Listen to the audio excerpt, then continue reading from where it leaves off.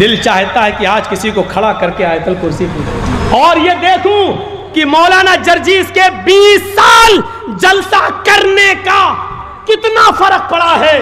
20 سال سے جو تقریریں ہو رہی ہیں ہماری، ان تقریروں کا کتنا اثر ہماری زندگی پر پڑا ہے. آج دل چاہتا ہے کہ کسی کو کھڑا کر کے پوچھوں آیت الکرسی.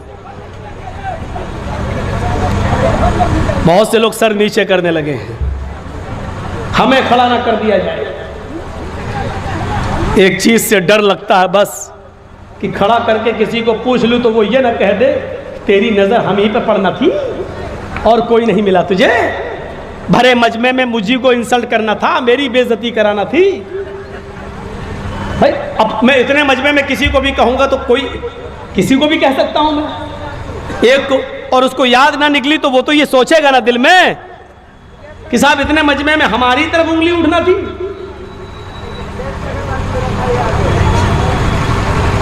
اس لیے ڈرتا ہوں کہ بیچارہ یہ نہ کہہ دے اور کل فون پہ گالی نہ دینے لگے تو نے ہماری انسلٹ کر دی سب کے سامنے، کتنا بڑا مولوی ہے تو.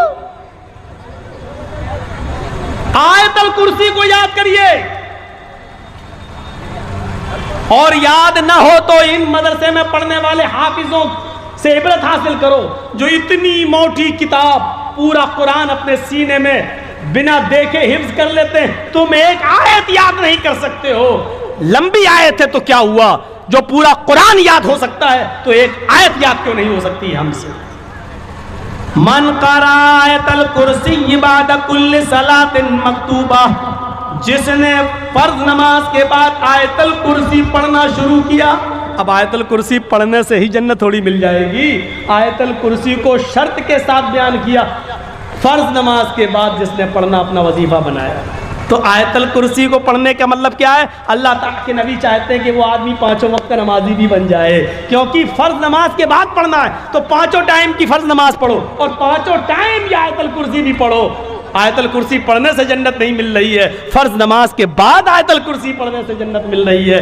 تو جب فرض نماز کے پابند بنو گے تو پاک بھی رہو گے، جب پاک رہو گے تو وضو بھی بناؤ گے، جب وضو بناؤ گے تو غسل بھی کرو گے، کیونکہ یہ ساری چیزیں اس سے جڑ جاتی ہیں. تو من قرأ آیت الکرسی بعد کل صلاۃ مکتوبہ، جس نے فرض نماز کے بعد آیت الکرسی پڑھی، انعام، رزلٹ، نتیجہ، جزا، لم یمنعہ من دخول الجنت الا الموت، اس کو جنت میں جانے سے موت روک رہی ہے. بس موت کے سوا کوئی چیز اس کو جنت میں داخل ہونے سے نہیں روک رہی ہے. یہ آدمی مرے گا اور سیدھے جنت کے اندر داخل ہوگا، مرتے ہی جنتی.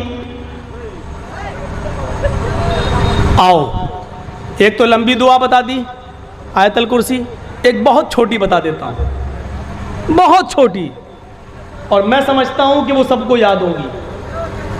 میں بھرے مجمع میں کہہ رہا ہوں، یہ ایسی دعا ہے جو اگر یہ بھی کسی کو یاد نہیں ہے تو میں سمجھتا ہوں کہ اس کا اس دنیا میں زندہ رہنے کا حق ہی نہیں. کیوں زندہ؟ بہت چھوٹی سی دعا، سب کو یاد ہوگی. اور وہ چھوٹی سی دعا ضرور ہے، لیکن ہے کیا؟ الا ادلکم علی کنز من کنوز الجنہ قالوا بلا یا رسول اللہ. اللہ کے نبی کہتے ہیں اے میرے صحابیوں، کیا میں تمہیں جنت کے خزانوں میں سے خزانہ نہ دے دوں؟ جنت کی پراپرٹی میں سے ایک پراپرٹی نہ دے دوں؟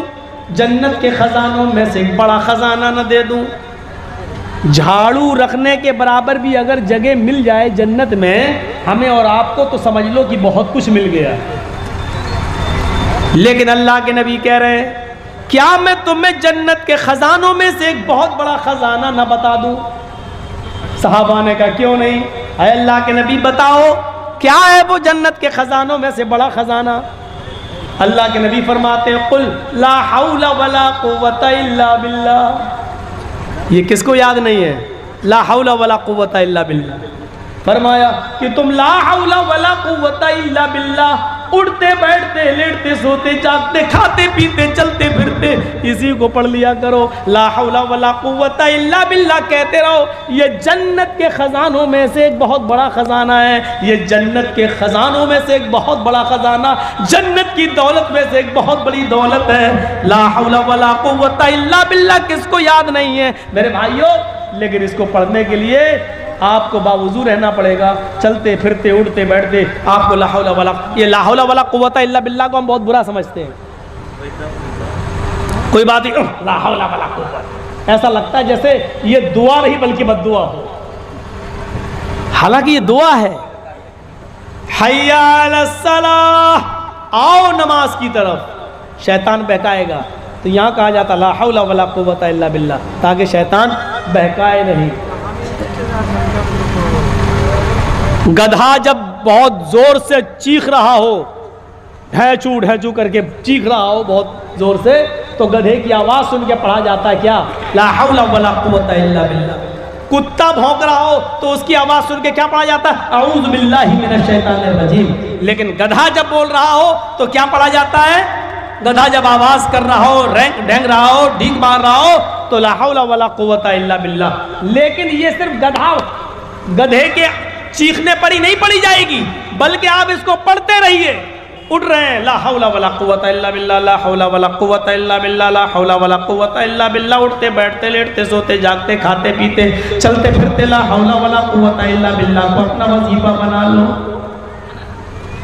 یہ کیا ہے؟ جنت کے خزانوں میں سے خزانہ ہے. اللہ کے نبی فرماتے ہیں جنت کے خزانوں میں سے خزانہ ہے. بہت آسان ہے میرے بھائیوں، لیکن ہم لینے کے لیے تیار ہی نہیں ہیں، ہم کامیاب ہونے کے لیے تیار ہی نہیں ہیں، ہم جنت میں جانے کے لیے تیار ہی نہیں ہیں. آج دل چاہتا ہے کہ تمہیں ایک اور جنت میں جانے کا راستہ بتا دوں. آؤ سنو، اللہ کے نبی جناب محمد رسول اللہ صلی اللہ علیہ وسلم کے پاس بہت سا مال آیا. سنو میرے ساتھیو، یہ واقعہ تھوڑا سا دردناک بھی ہے اور آپ کی آنکھوں میں آنسو بھی لا سکتا ہے، آپ کے کمزور دلوں کو جھنجھوڑ بھی سکتا ہے. سنو، اللہ کے نبی صلی اللہ علیہ وسلم کے پاس بہت سا مال آتا ہے. ابو عبیدہ ابن الجراح بحرین سے مال لے کر آتے ہیں. ایک عرب ملک ہے بحرین، پہلے سب عربی ملک ایک تھے. جب یہ مال آیا، بہت سا مال آیا، اس میں صحابہ کو بال بڑھنا تھا، مال غنیمت صحابہ کو تقسیم ہونا تھا. اعلان کر دیا جاتا ہے فجر کی نماز کے بعد اللہ کے نبی اس مال کو لوگوں میں تقسیم کریں گے، تمام لوگوں کو ان کا پورا پورا حق ملے گا.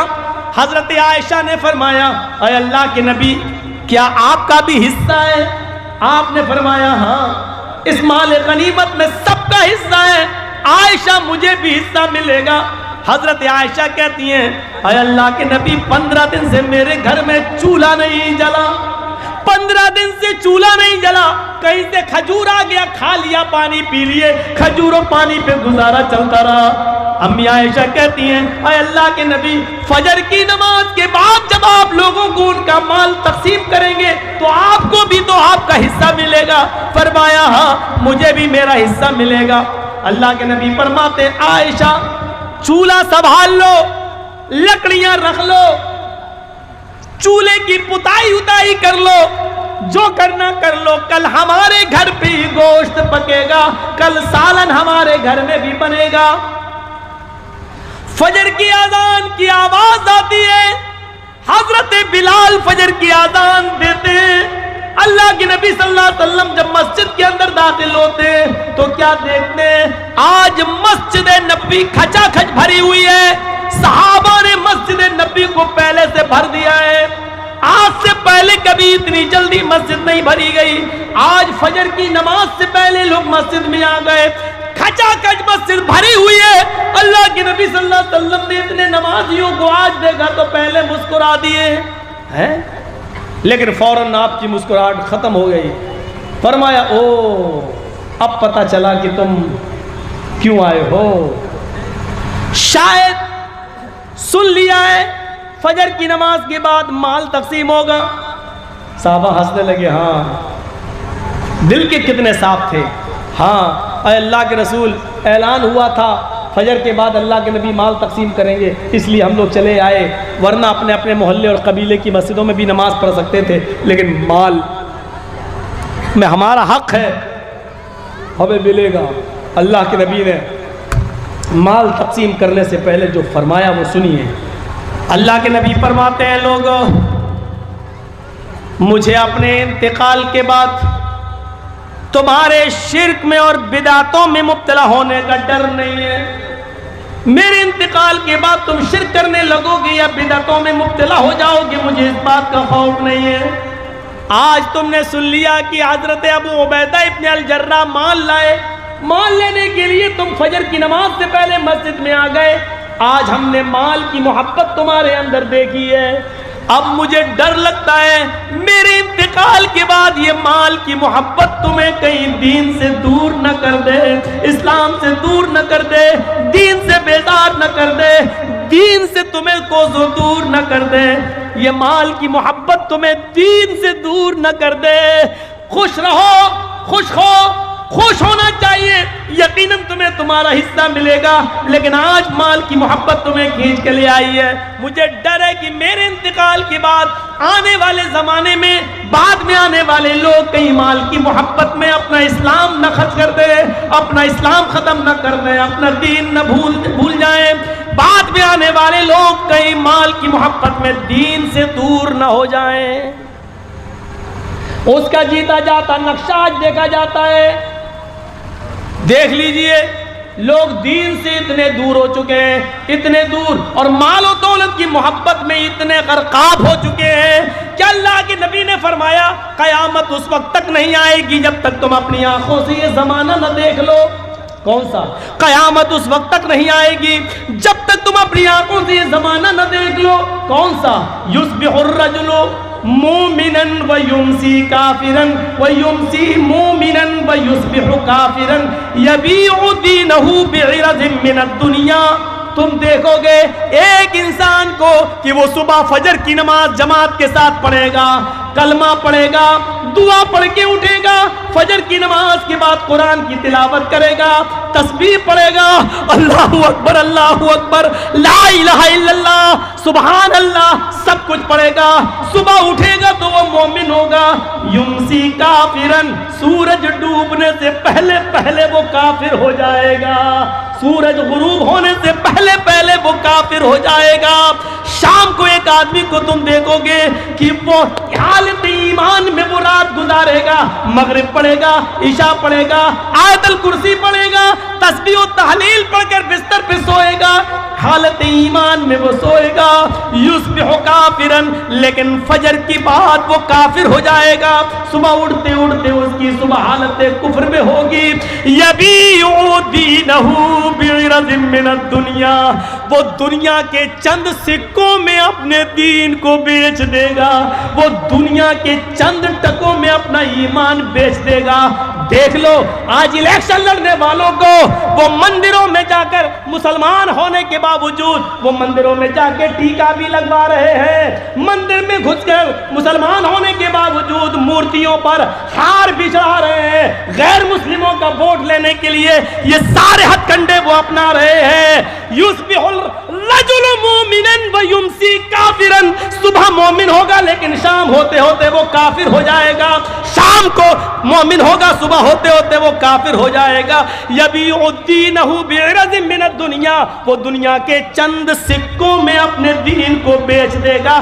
آج اس کا جیتا جاگتا نمونہ اپنی بہار کی سرزمین پر تم دیکھ سکتے ہو, اپنی پورنیہ کی دھرتی پر تم دیکھ سکتے ہو, کٹیہار کی سرزمین پر تم دیکھ سکتے ہو, پورے بہار کی سرزمین پر تم دیکھ سکتے ہو, اور اس میں داڑھی والے بھی شامل ہیں, تم ان کو بھی دیکھ سکتے ہو. اللہ کے رسول نے اسی طرف اشارہ کیا تھا.